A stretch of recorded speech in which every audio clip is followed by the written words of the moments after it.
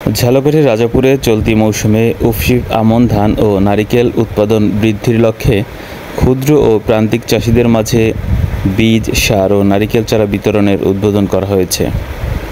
বৃহস্পতিবার বিকাল ৪টার দিকে উপজেলার কৃষি অফিস প্রাঙ্গণে কৃষি অফিস এ আয়োজন করেন।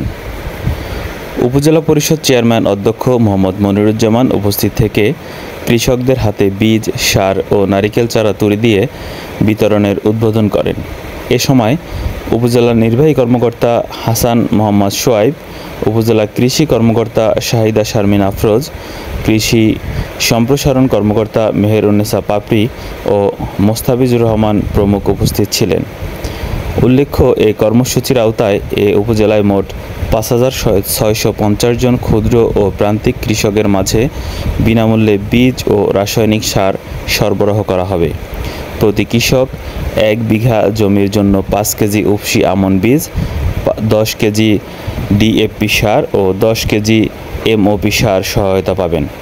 এছাড়াও চলতি অর্থবছরে নারিকেল উৎপাদন বৃদ্ধির লক্ষ্যে মাননীয় প্রধানমন্ত্রীর আশ্রয়ণ প্রকল্পের ১২১ জন উপকারভোগী সহ উপজেলার মোট ৬০০ জন ক্ষুদ্র ও প্রান্তিক কৃষক বিনামূল্যে ৫টি করে নারিকেল চারা পাবেন।